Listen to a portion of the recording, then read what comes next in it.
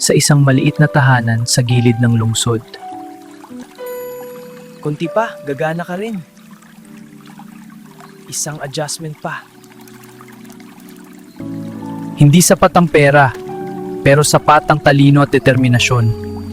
Kapag gumana to, makakabili ako ng gamot. Uy, Miguel, maaga ka na naman ah. Opo tita, may ayusin lang po ako. Yan ang batang yan, hindi nauubusan ng sipag.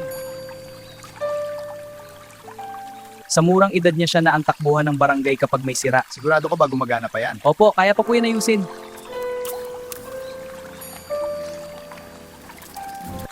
Sa umaga, estudyante siya. Sa hapon, manggagawa. Miguel, late ka na naman sa assignment. Pasensya po ma'am, may inayos po akong gamit sa barangay. Alam ko, pero kailangan mo pa rin mag-focus sa studies. Grabe, engineer ka na agad niyan. Hindi pa po, pangarap pa lang.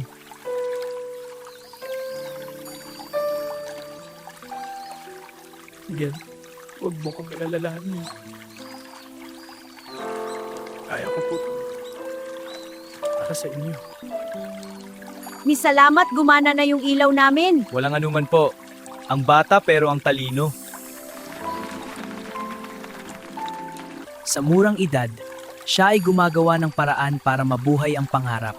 Hoy Miguel, ikaw gumawa nito? Opo, solar lamp lang po. Sa bawat gabi ng pagod, may pangarap na hindi natutulog. Hindi ako titigil. Sa murang edad niya, may responsibilidad siyang hindi hinihingi.